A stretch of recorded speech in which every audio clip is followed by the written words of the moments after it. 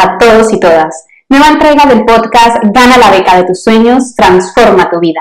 Para este octavo episodio tengo cita con Isma Pacheco Rivas, arquitecto, nómada, creativo y emprendedor. Él es de Chile, ha realizado 2 voluntariados, uno en Chile y otro en Honduras, a través de la Agencia de Cooperación Canadiense. He querido invitarlo para que nos cuente todos los detalles de cómo hacer un voluntariado, cómo ganar una beca para hacer un voluntariado, pues esta es otra manera de viajar. Adicionalmente, si eres un lector frecuente del blog, sabes que es otro de los puntos que valoran en los comités de selección cuando quieres hacer una beca, ya sea para licenciatura, máster, doctorado. Hacer un voluntariado te hace diferenciar del resto de personas. Isma actualmente está residiendo en Canadá, en la provincia de la Columbia Británica, y ha creado su plataforma online, About House, que consiste en acompañar a las personas que se quieren construir su propia casa. Bienvenido, Isma, ¿cómo estás? Hola Diana, ¿cómo estás? Muchas gracias por invitarme a tu sección de entrevista, que la sigo siempre. Y muy contento de estar acá y compartir con toda la gente que te sigue mi experiencia, que ojalá pueda ayudar a las personas que están ahí entusiasmadas con salir a estudiar, a trabajar en otros países. Seguro, estoy segura que así será. Bueno, si te parece, pasemos a hablar del voluntariado. Vale. ¿Cuándo y cómo surgieron esas ganas de hacer un voluntariado? ¿Qué edad tenías? ¿Cómo empezaron a surgir las ideas? Cuéntanos todo.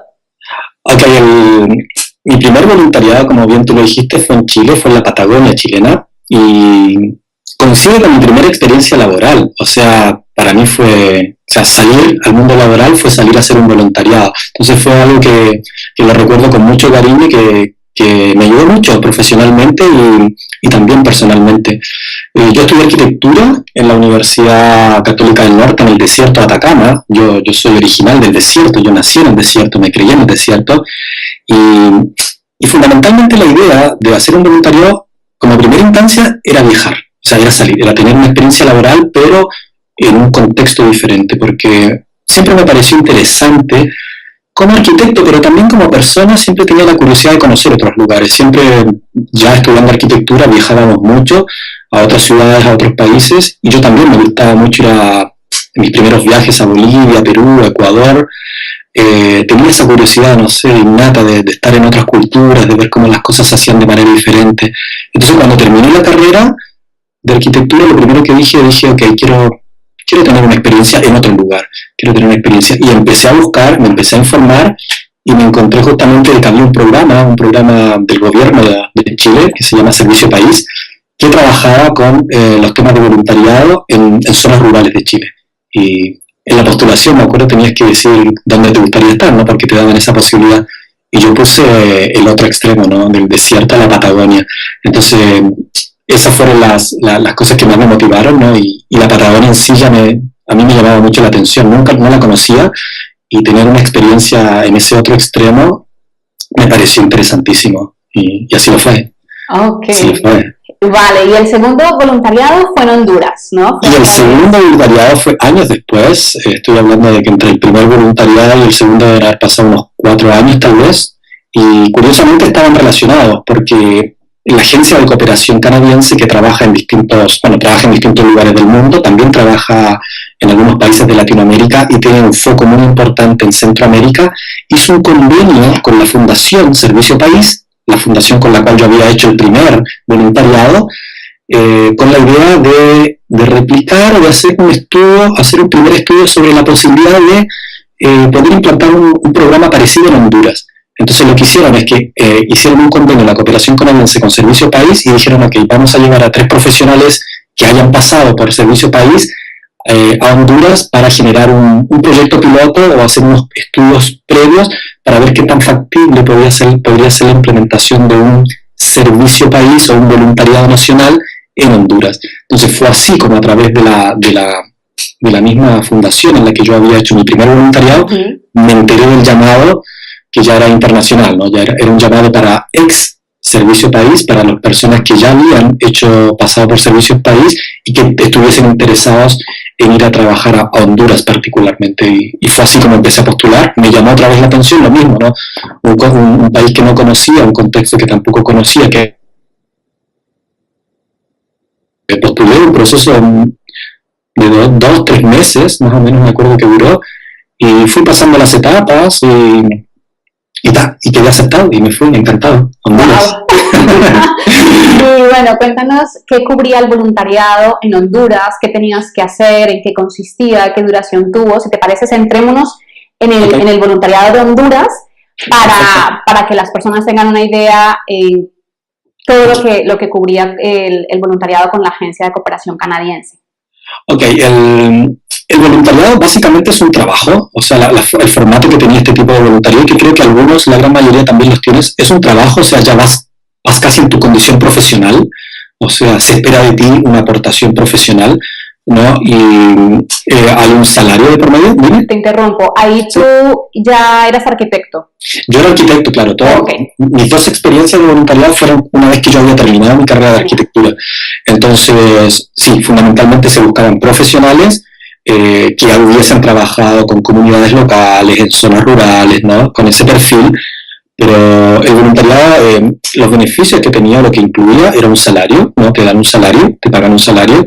Y lo que también tienen los voluntariados, que a mí me parece que son súper interesantes, que no eres solamente un profesional de la institución de acogida, ¿no? Siempre vas a una institución de acogida, que puede ser un municipio local, puede ser un ministerio, en este caso era una ONG, vamos a decir, mi institución de acogida era una ONG hondureña que trabajaba mi trabajo específicamente se centró en temas de gestión de cuencas y cuestiones ambientales. Entonces, claro, yo había una institución de acogida que era donde yo llegaba, ¿no? Me incorporaba un equipo de trabajo, tenía mi escritorio, me pagaba la cooperación canadiense, ¿no? O sea, tu salario lo asume, digamos, la organización del voluntariado, y además participas, además de ser un profesional que llega a la institución de acogida, participas en todas las actividades de la agencia de cooperación propiamente tal, ¿no? O sea, haces tu contribución profesional en la institución de acogida, pero también hay una segunda línea de trabajo que tiene que ver ya como con los objetivos que la agencia de cooperación se está proponiendo. Entonces, en ese sentido, teníamos reuniones entre los cooperantes, estábamos al tanto de qué estaban haciendo los otros voluntarios en otras partes de Honduras o de Centroamérica. Entonces, básicamente, te relacionas en esos 2 ámbitos, ¿no? De profesionales. Vale, está muy bien realmente. Es interesante. Sí, porque muchas veces tenemos la idea que el voluntariado es solamente ayudar, ¿no? Como en temas ambientales o a niños y que no se recibe nada, pero aquí lo interesante de esta experiencia tuya es que has sido como profesional, aportar también desde de tu experiencia y que adicionalmente también ganas muchísimo al estar vinculado con lo que hacía la agencia, con los proyectos que estaban adelantando, la experiencia de vivir en otro país como en Honduras, realmente es... Yo creo que vale la pena diferenciar, porque es verdad, como dices tú, que muchas veces se tiende a pensar que el voluntariado es casi una actividad de corto tiempo, gratuita, gratuita, no pagada, me refiero, ¿no? Y en temas un poco más generalistas, ¿no? Digamos, ambientales, cuidado de animales, ¿no? Que de hecho las hay, son muy interesantes, pero existe otra línea de voluntariado que sobre todo para profesionales, que ya son voluntariados pagados, o sea, fue algo que tuvo mucha fuerza en los años 70, en los años 80, ¿no? Porque claro, finalmente la gran parte de los voluntariados depende de la cooperación internacional, o sea, son los gobiernos, digamos, fundamentalmente los países del norte, que tienen un fondo para ayudar al desarrollo en distintas áreas a los países, digamos, sobre todo del sur, ¿no?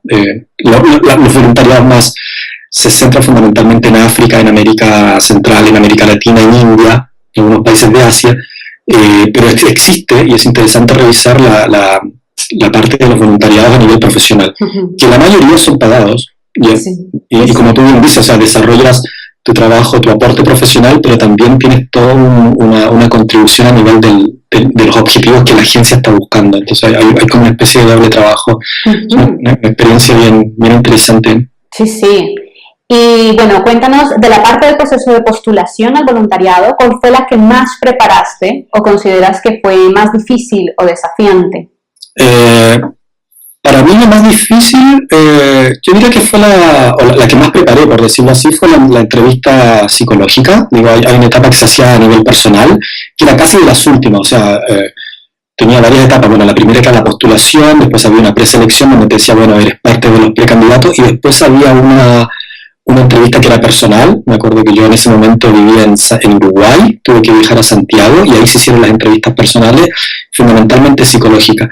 ¿Y por qué? Porque tanto los dos voluntariados que yo hice tenían algo de extremo, ¿no? En el sentido de que eran voluntariados en condiciones rurales, ¿no? Entonces, eso también yo creo que es importante notarlo, ¿no? Hay distintos tipos de voluntariado, pero el contexto que yo elegí, porque me interesaba, eran contextos rurales y contextos extremos. O sea, irte a vivir a la Patagonia es difícil también, ¿no? Un pueblo de 800 personas en la Patagonia, ya interesante. Y por otro lado, Honduras también, ¿no? Honduras es un país un poco complicado desde el punto de vista de la seguridad y en las zonas rurales también. Entonces, se ponía mucho énfasis, creo que en la entrevista psicológica sobre, bueno, creo que evaluaban mucho si realmente estabas, lo querías y si estabas en condiciones de soportar, porque me tocó ver en tanto los dos voluntariados, gente que claro, que al mes o a los 2 meses desistía, o sea, se devolvía y decía, oh, esto no es para mí.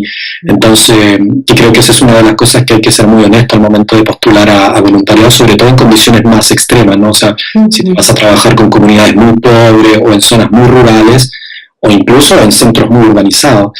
Pero yo diría que la entrevista psicológica fue la que más preparé, la que entendía que iba a ser la entrevista clave para ver si me iban a dar la aprobación. Y de hecho creo que así lo fue. Siempre quedaban después con un comentario de aceptación, me acuerdo.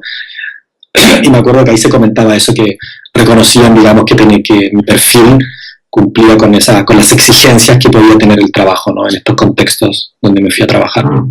Sí, está muy importante también que lo que has comentado, porque es verdad, esos tipos de voluntariados que son en zonas apartadas o en zonas de conflicto, porque ahora recuerdo, mi hermana está también trabajando, pero ya si es un trabajo como en una zona en donde hay cierto conflicto, también es preparar como eso, ser un honesto consigo mismo de si se ve en capacidad de aguantar ese tipo de presión y preparar la entrevista. Y bueno, ir también como sin miedo y bueno, yo supongo que sí, que aquellas personas que tuvieron en algún momento que sintieron que no podían continuar, también como hacerlo a tiempo, ¿no?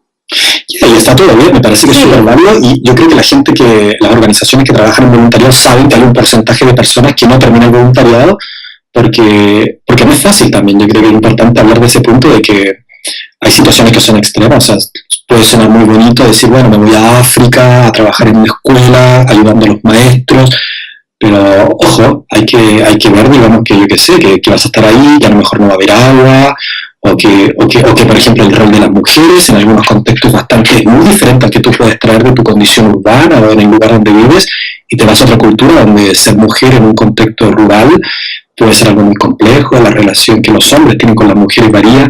Entonces creo que son variables que vale la pena planteárselas, como tú dices, con honestidad, pero que en el momento de las entrevistas también te van a observar mucho eso, o sea, sobre todo en este tipo de contextos. Vale, genial. Bueno, pues me gustaría que justo como para centrarnos en eso que hemos mencionado, lo bueno y lo no tan bueno, cuéntanos, compártenos 3 razones o motivos, ¿no?, por los que consideras que vale la pena hacer un voluntariado en el extranjero. ¿Qué es lo que se aprende? ¿Qué es lo que es? Hay muchas cosas, yo diría que hay más de 3, pero yo personalmente las que más me quedo es que hay un crecimiento personal indudable, o sea, que yo creo que no lo vas a tener si te quedas en el contexto. O sea, creo que descontextualizarse voluntariamente es una forma de aprendizaje. O sea, hay que viajar, hay que salir a vivir a otro lugar, y el voluntariado me parece, tanto que el voluntariado como la beca, me parece una opción súper válida. Vas de algún modo bajo un paraguas, bajo una protección de organizaciones, no estás solo, pero el crecimiento personal es indudable. O sea, vas a crecer mucho como persona, digamos, sobre todo porque te descontextualiza, llegas a un lugar donde las cosas se hacen de otra manera, y eso te aporta mucho como persona, digamos. La otra gran cuestión que a mí me sirvió mucho, que creo que tener una experiencia internacional hoy en día es muy válida, a nivel personal, pero también a nivel profesional. Creo que es muy valorada hoy en día como parte de tu currículum el haber hecho voluntariado, el haber tenido beca, el haber vivido en otros países, hablar otros idiomas. Entonces creo que a nivel profesional te va a aportar mucho también como experiencia laboral, ¿no? Creo que le da un peso que le asuma mucho valor respecto a otros profesionales que no han tenido experiencias internacionales. Eso me parece súper importante. Y después lo otro que también es parte de la vida, que es conocer otras culturas y personas sobre todo. Yo creo que al final cuando uno dice conozco otro país, bueno, es conocer otras personas al final, es conocer otra cultura, digo, y es vivir también, porque es distinto cuando uno viaja.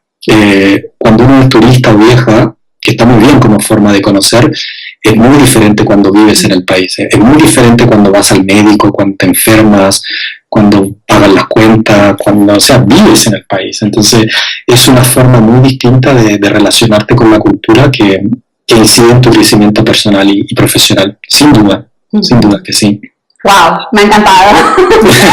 Nada que añadir, realmente sí, nada que añadir, sí, coincido plenamente contigo. Y bueno, para conocer esa otra cara de la moneda, que siempre está, porque no todo es color de rosa. Dinos 2 o 3 cosas que consideras que es lo más difícil de hacer un voluntariado o de vivir fuera de tu país. Bueno, una de las cosas más difíciles es que vas a estar solo. Digo, eso digo, la soledad. Digo, es muy personal, depende de cada quien. Cada uno de nosotros tenemos una relación, digamos, con la soledad distinta, pero vas a estar literalmente solo, sobre todo al principio, ¿no? Porque claro, llegas, claro, hay una institución que te acoge, tienes unos compañeros de trabajo, pero estás solo, digo, entonces, y eso digo, hay que considerarlo bien, porque puede llegar a ser muy fuerte también, dependiendo de tu personalidad, pero la soledad del principio, obviamente que con los meses pasa, pero es inherente, o sea, llegas así como quien aterriza en otro planeta y apareces tú ahí, te presentan y bueno, aquí vengo yo. Entonces ese grado de soledad creo que, no diría que es malo, pero me parece que es una de las partes a considerar que hace, digamos, que es parte de la experiencia también, ¿no? Y otra de las cosas que puede llegar a ser difícil de considerar parte de esta experiencia de voluntariado es la pregunta que inevitablemente te vas a hacer al final del voluntariado, que es ¿qué voy a hacer después?, ¿no? Porque suele ser una experiencia muy intensa, suele ser una experiencia así a nivel profesional y a nivel personal muy intensa, que después tú dices, bueno, ¿y ahora qué hago? Pero claro, otra cosa importante de los voluntariados, que generalmente existe la opción de volver a aplicar, o sea, es que si has tenido éxito, si tú estás contento, si la institución de acogida, si tu trabajo viene bien, es muy posible que en la mayoría de los voluntariados puedes seguir un año más, puedes seguir 2 años más. Conozco gente que ha estado por periodos muy largos, conozco gente que se queda a vivir en los países, o sea, la experiencia llega a tener tal grado de intensidad que dices, bueno, me gusta este lugar, me gusta lo que estoy haciendo, me quedo, ¿no?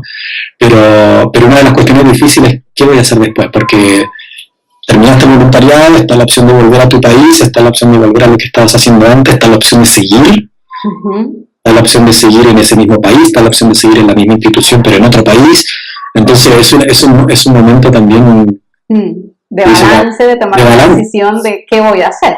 ¿Qué voy a hacer? Entonces, inevitablemente te vas a enfrentar a ese quehacer. Mucha gente lo tiene muy claro, va a hacer voluntariado y después se devuelve como una especie de experiencia puntual, y está súper. Pero a otros nos pasa que a mí me pasó que la pregunta era, bueno, ¿y ahora qué hago? ¿No? Digo, vuelvo, no vuelvo, aquí está bien, allá también está bien. Es difícil. ¿Y qué hiciste? Y volví. ¿Volviste a Chile? Volví a Uruguay. ¿Volviste a Uruguay? Yo vivía en Uruguay. Volví a Uruguay porque estaba ahí cursando mi maestría. Okay. Y había algo que había que continuar.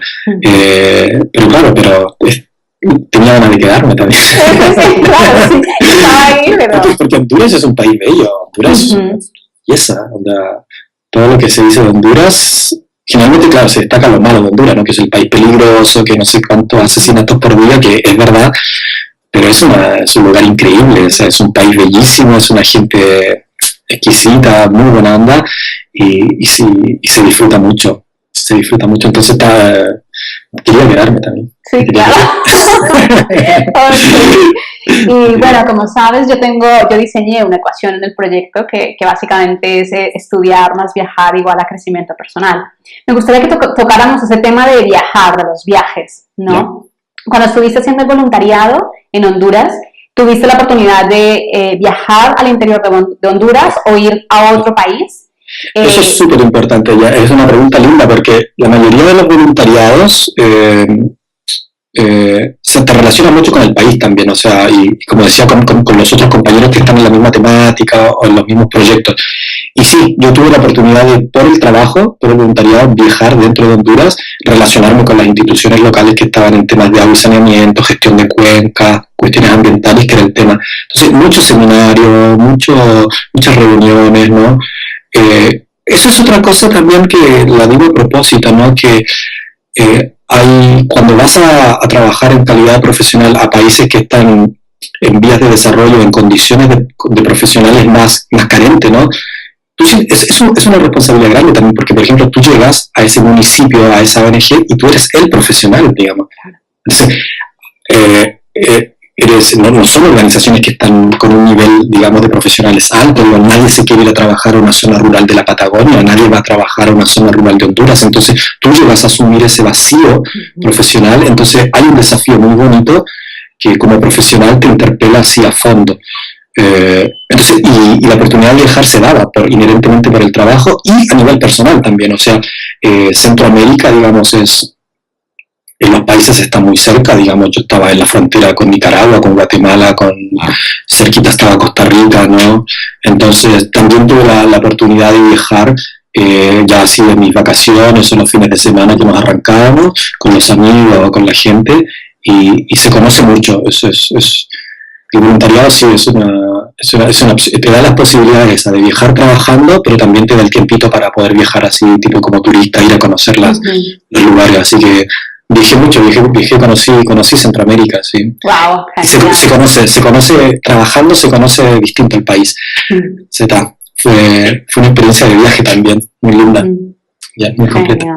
Y de anécdotas de viajes, cuéntanos el mejor y el peor momento. Partamos por el mejor. Bueno, los mejores momentos de mi experiencia en Honduras yo diría que fueron dos. Uno fue que tuve la oportunidad si no recuerdo mal, fue en 2008 que yo hice este voluntariado. Fue el Foro Social de las Américas en Guatemala.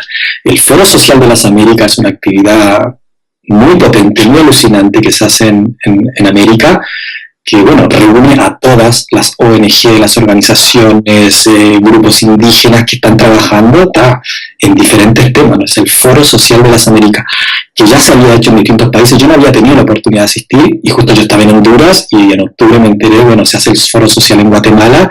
Me fui al Foro Social por una semana, y fue una experiencia alucinante. O sea, me acuerdo que estábamos en la universidad, no recuerdo el nombre de la universidad, me disculpan ahí los guatemaltecos.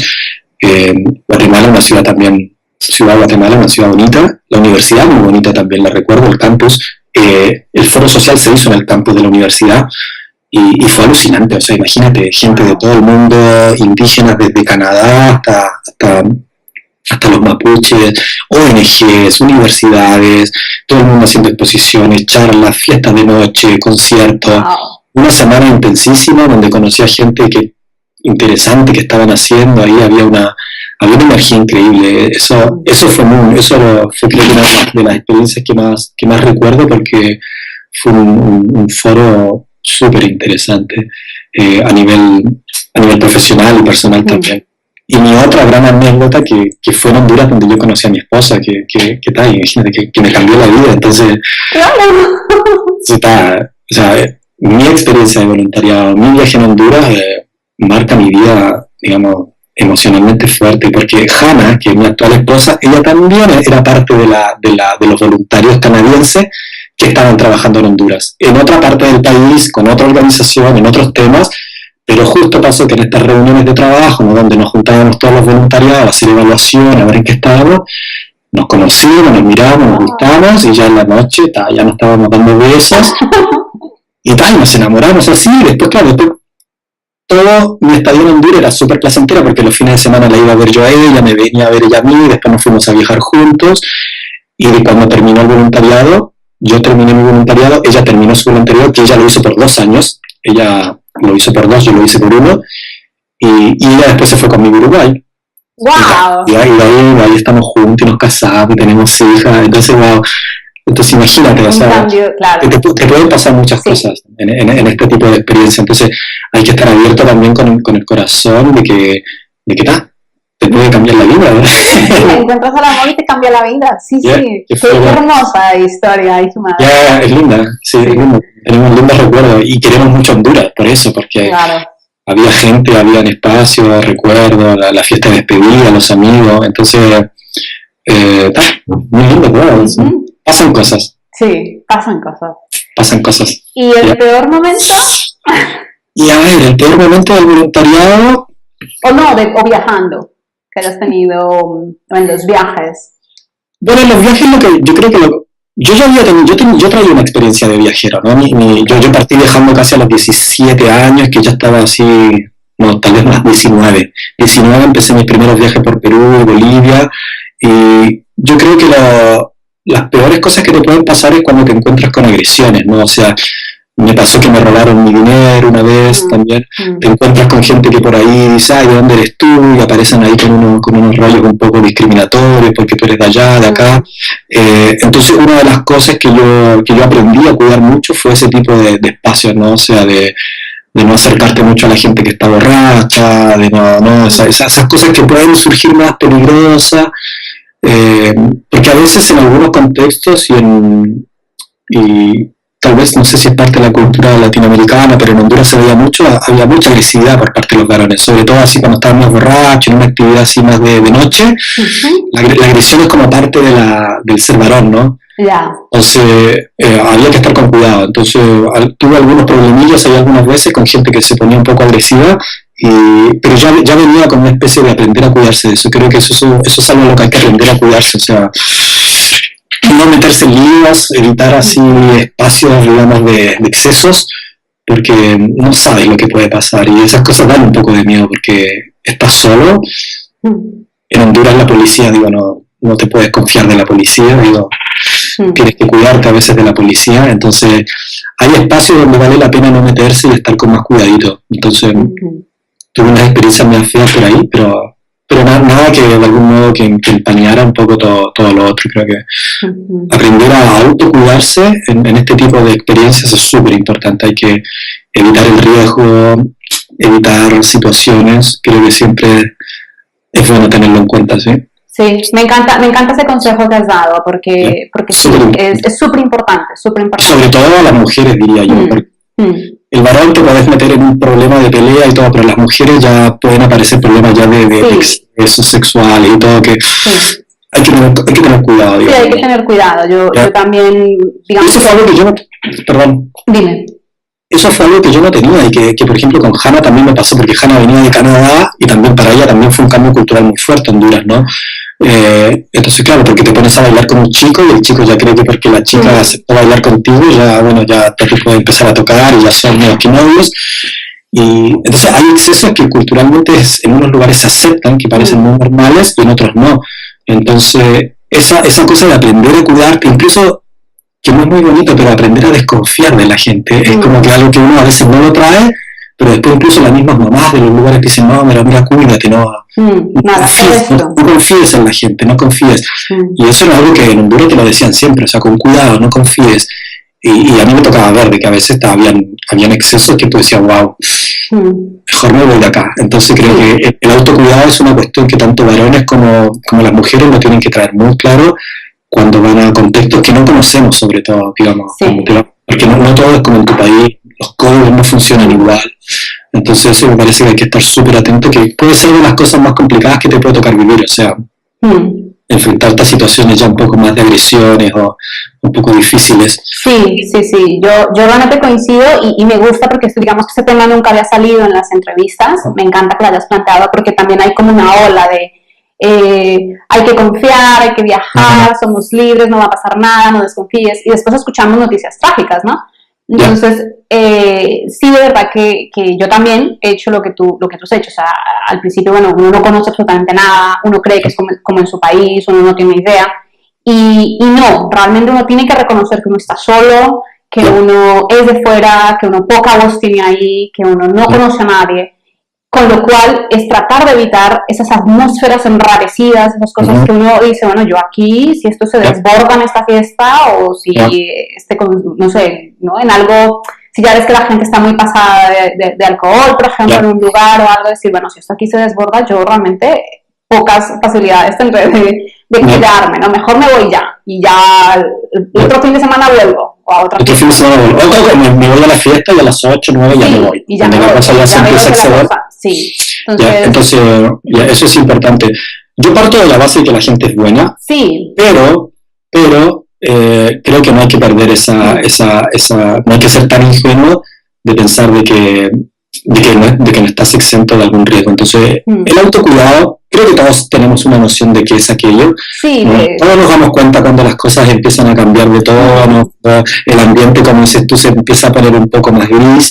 Entonces creo que ahí está bueno aprender a decir que no, me voy, chao, gracias. Muchas gracias, nos volvemos a ver en 8 días, lo que sea, porque sí, es desarrollar también eso, ¿no? Ese autocuidarnos, estar un poco más alertas, porque pues no sabemos aún leer el contexto, hasta que no han pasado muchos años que uno vive en un lugar, no logra uno leer todo el contexto, saber cómo funciona todo, ¿no? Entonces, y otra cosa también que ya directamente relacionado, pero más allá de tu seguridad personal, que a mí me pasó tanto en los dos voluntariados, como eran lugares chicos, rurales, tú llegabas a trabajar en una institución relacionada con la municipalidad, eran pueblos donde la gente a las 2 semanas te reconoce y dice, ese es el arquitecto que está acá. Entonces, hay también incluso hasta una especie de rol que tú cumples, ¿no? O sea, tú tampoco puedes ser el chico que anda borracho en la plaza del pueblo el día sábado. O sea, para la gente tú pasas a ser el arquitecto del pueblo, ¿no? Entonces, creo que hay un compromiso también que es profesional, pero también es con la gente local. O sea, tú pasas, sobre todo cuando te vas a contextos rurales, yo diferenciaría lo que es un contexto rural que un contexto urbano, independiente del país, porque lo rural tiene un código aparte. Y la gente que elige un voluntariado, una experiencia de trabajo en contextos rurales es otra cosa. O sea, la ruralidad todo el mundo se conoce, todos son medios familiares. Me acuerdo que un antropólogo decía que lo rural termina donde empiezan a desaparecer los lazos familiares. Y algo de eso hay, o sea, lo rural es otro código, o sea, y tú eres percibido de otra manera también. Claro, o sea, tú eres el ejemplo, ¿no? Tú eres el ejemplo, tú eres el tipo que está ahí, el arquitecto, la doctora, el profesor, digo. Entonces, tienes una responsabilidad también como con el rol que estás cumpliendo como profesional, que también me parece que es importante cuidarlo y asumirlo también, no es parte de tu trabajo. Sí, asumirlo y también entender que no es solo de lunes a viernes, o sea, el fin de semana, ya al ser un lugar tan pequeño, pues oye, el dentista no puede estarse dando de golpes en la plaza con alguien solo porque le dijeron, tú no eres bonito. ¿Cómo van a mantener? Porque también hay un ejemplo para esos niños, viene el dentista, es una persona que estamos viendo semanalmente, eso también es una responsabilidad social también. Una responsabilidad, sí. De bueno, pues ya cuando yo regrese a mi país, pues haré todas aquellas fiestas locas o lo que sea. Pero es muy rural, es muy del contexto rural. Sí. Porque las ciudades tienen otro código. Sí, la ciudad es otra cosa. Lo rural tiene esa cosa de... O lugares de conflicto armado. Eso también, esos voluntariados en zonas así que tampoco, ya te lo dicen al llegar. O sea, te lo dicen al llegar. Aquí la gente a las 7 a dormir. O sea, así que por favor evita estar... Bueno, es verdad, me acuerdo que eso me pasaba en Honduras. Mi vida en Honduras era así, o sea, yo vivía en un pueblo chico y yo vivía incluso afuera del pueblo, en una casita, y yo a las 7 de la tarde me veía una película, me leía un libro y me dormía. O sea, mi vida era muy sana en ese sentido, porque justamente evité todo tipo de contacto así posible de desbordarse. Y creo que eso es súper importante de tenerlo en cuenta. De también saber, ya cuando se sabe qué tipo de voluntariado, también cuando allí te dicen eso, leer el contexto y decir, ok, esto sí funciona así y yo también tengo que adaptarme y seguir unas reglas por mí y por los otros. Eso es súper importante, por ti y por los otros, es verdad. Y bueno, pasemos al crecimiento personal. Tú ya nos dijiste, ¿no? Una parte de aprendizajes que tuviste con la experiencia. Ahora cuéntanos qué miedos lograste vencer, ¿no? Porque antes de salir, uno cuando está empacando la maleta y tomando ese avión o el bus, uno siempre tiene el corazón un poco a mil, un montón de preguntas y miedos y cosas. ¿Y qué miedos lograste vencer después de hacer los voluntariados? Y bueno, veamos. Yo tengo una relación así medio amable con el miedo. Yo como que no soy un tipo así como de miedos, digamos, así en general, como nunca lo fui de niño, por ejemplo, no recuerdo, así que me asustaban cosas. Y de grande tampoco me relacionaba mucho. Una actitud como siempre muy abierta. Entonces, si podríamos hablar de miedo, yo diría de que había algo así como de el no saber de si iba a ser capaz de hacerlo, no era una cosa como más profesional, porque ya te digo, o sea, el voluntariado es claramente ir a cumplir un rol profesional, entonces yo iba con esa cosa así, bueno, pero seré capaz de hacerlo, ¿no? El primero fue más difícil porque el primero, como te conté, fue mi primera experiencia laboral. O sea, yo salí de la universidad y me fui a hacer este voluntariado. Entonces sabía que había una carga de por mí grande, sabía que se esperaban cosas de mí que tenía, o sea, era todo muy programado, o sea, había metas que tenía que cumplir, había un programa que había que seguir. Entonces yo me planteaba, o sea, seré capaz de hacerlo, sobre todo en el primer voluntariado fue mi primera experiencia laboral, ¿no? Y en Honduras pasó lo mismo, pero sobre todo me lo cuestionaba más desde el punto de vista del contexto, decía, bueno, pero esto es tan diferente a lo que yo vengo, ¿no? Del contexto donde yo vengo, entonces había algo de miedo, pero yo creo que al miedo en general siempre lo acompaña también una fortaleza, o sea, no, si lo puedes ver, el miedo siempre tiene como su otro lado, que es la fuerza que te permite vencerlo, por decirlo así, ¿no? Uh-huh. Entonces había algo de decir, no, pero claro, yo puedo, ¿cómo no lo voy a poder hacer? Entonces oscilaba entre esa idea de que, wow, el desafío que se me viene y de poder hacerlo. Pero el poder hacerlo no implica más que concentrarse y ponerle el corazón a lo que estás haciendo y probablemente lo vas a hacer bien y vas a aprender. Entonces creo que uno de los miedos que rondaba mi cabeza era esa idea de, wow, de si podré cumplir un poco con las expectativas del llamado, ¿no? De lo que se esperaba de mí. Uh-huh. Pero fue bien, tuve muy buenas evaluaciones y lo hice bien. Muy bien, wow. Salió. Sí, salió. Y bueno, pasemos ahora a la actualidad de IGMA, ¿no? Eres arquitecto, estás viviendo en Canadá, y lanzas un proyecto que se llama About House. Entonces, cuéntanos cómo surge el proyecto, a quién está dirigido, cuál es su principal objetivo, bueno, todo. Y bueno, un poco About House es un proyecto online, digital, un poco lo que tú estás haciendo, ¿no? Somos parte de una camada de gente que está apostando por trabajar de manera online, con todos los desafíos y las ventajas que eso posiblemente nos va a traer, ¿no? Trabajar desde casa, ¿no? Armar tu proyecto personal. Hoy en día la tecnología está un poco a favor de nosotros, ¿no? Es factible hacerlo, no te implica unos grandes inversiones. Y a mí lo que me pasaba es que, claro, yo hace 3 años que vivo en Canadá y venía desde una experiencia laboral, de voluntariados en distintos países. Venía de una experiencia de trabajo en la universidad como investigador en el Instituto de Urbanismo en Uruguay. Venía de un trabajo de ONGs, ¿no? O sea, venía más o menos de un trabajo habitual, pero un poco más diferente en el sentido de que trabajaba con ONG, trabajaba en la universidad, ¿no? Que son ambientes como bien bonitos también, ¿no? De trabajar.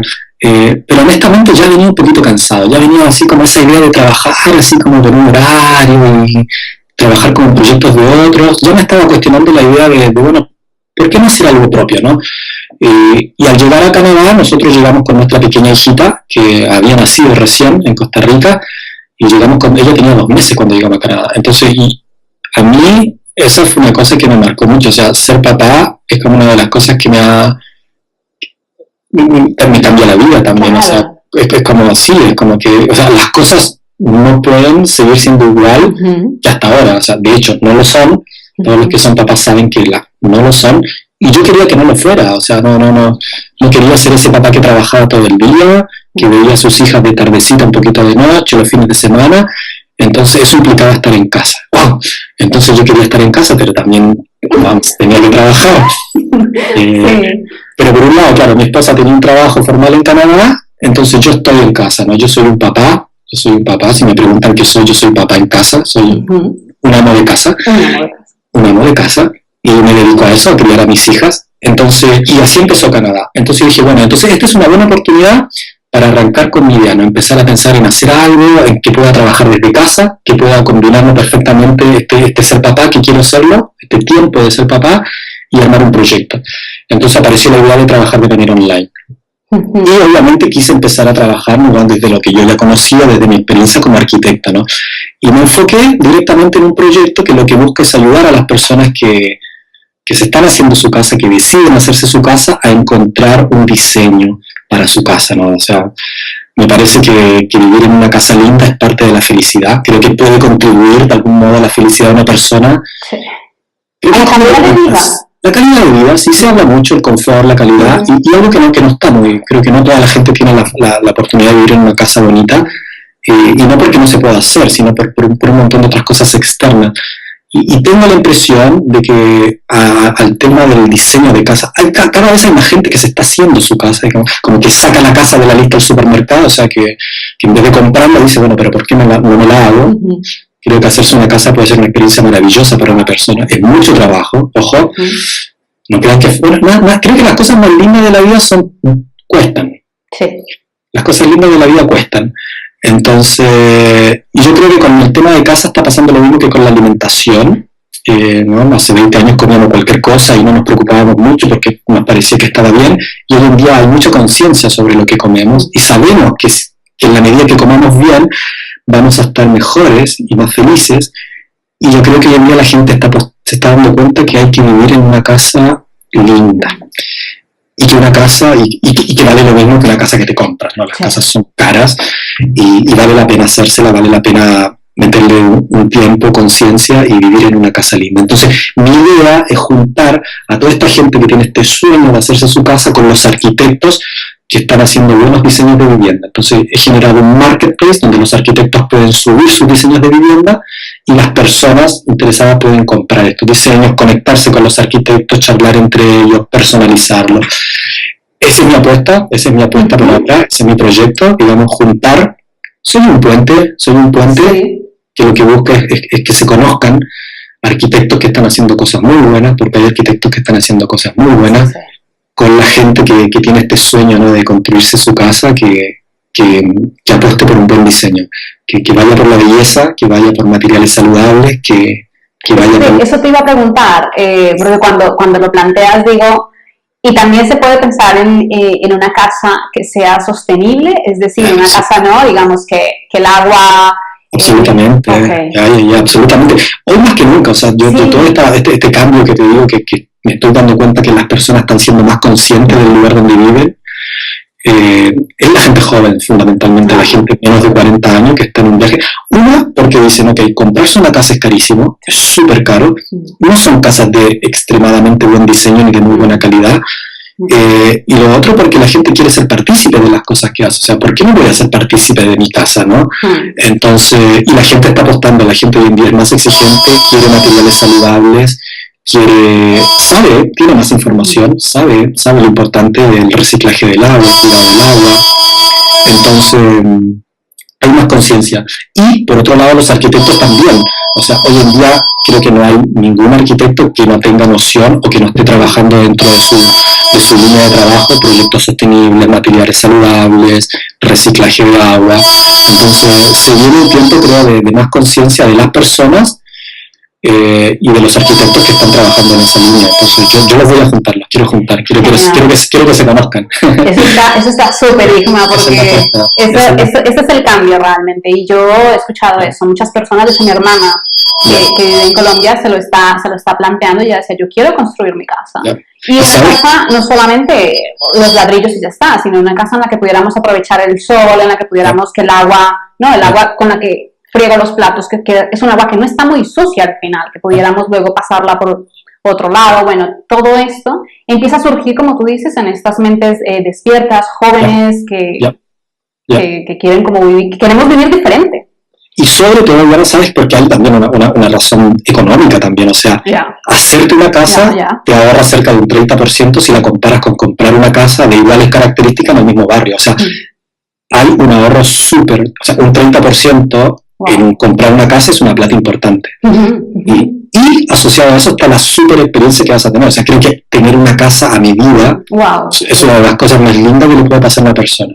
Sí. Es mucho trabajo, requiere concentración, es como un hijo. Es un proyecto. Es un proyecto que puede durar 1 año, 2 años, pero vas a ahorrar dinero y yo estoy seguro que tu felicidad puede aumentar si estás en una casa linda, saludable, calentita en invierno, fresca en verano. Ay, sí, papá. Entonces, yo creo que todos tenemos ese sueño, ¿no? Es como... Creo que es innato, ¿no? Esa misma idea que teníamos cuando decorábamos nuestro cuarto de niños, ¿no? De adolescente. Creo que no se debería perder. O sea, las personas, una de las experiencias lindas de la vida, creo que es hacerse una casa. Entonces, bueno, estamos en eso. Quiero que se conozcan los arquitectos con la gente, que puedan acceder a buenos diseños, porque todo lo que tú dices tiene que ser hecho con un buen diseño. O sea, Sí, tiene que haber un arquitecto. Tiene que haber un arquitecto, claro, porque es una cosa un poco compleja, pero ya te digo, hay arquitectos haciendo cosas muy buenas. Entonces yo lo estoy contactando, lo estoy invitando y quiero que la gente tenga lindas casas, digo, o sea, que sea feliz. Muy bien, Ismael, me encanta.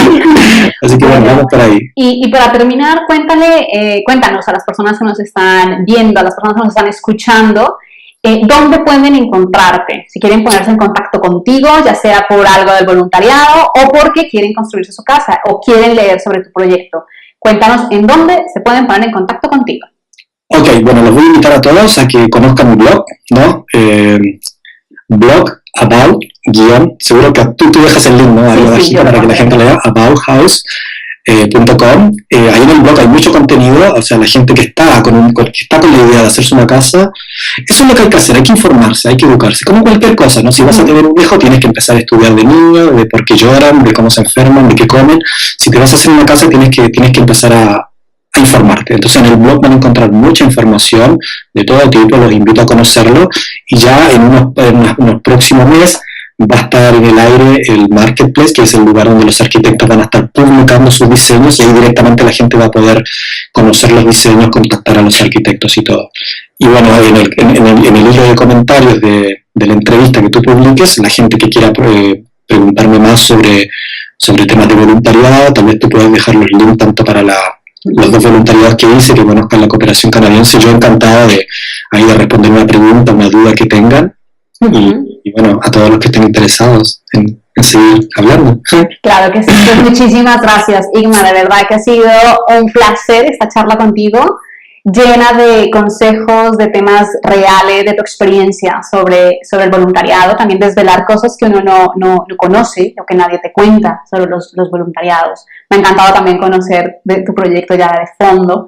Muchísimas gracias por concederme esta entrevista, por tu tiempo y bueno, por todo lo que nos has compartido hoy. Bueno, muchas gracias a ti, Diana. Felicitaciones por tu proyecto. Es un proyecto que me gusta mucho, es un proyecto inteligente y estás ayudando a mucha gente. O sea, ya me hubiese gustado a mí en años atrás haber podido encontrar una plataforma donde estaba toda la información sobre becas, sobre voluntariados, experiencias, qué hacer, qué no hacer, sobre todo qué no hacer. Así que felicitaciones a ti también por tu proyecto y bueno, un abrazo a toda la gente que te sigue, que te lee, y espero mi experiencia les haya podido aportar en algo para el viaje. Y adelante con la beca, adelante con irse a otro lugar, estudiar, a trabajar, que vale la pena. Gracias, claro que sí. Y bueno, muchas gracias a todos y todas. Y nos vemos en el próximo episodio del podcast Gana la beca de tus sueños, transforma tu vida, donde seguimos compartiendo testimonios reales y experiencias extraordinarias que te motiven a solicitar una beca y comenzar a viajar.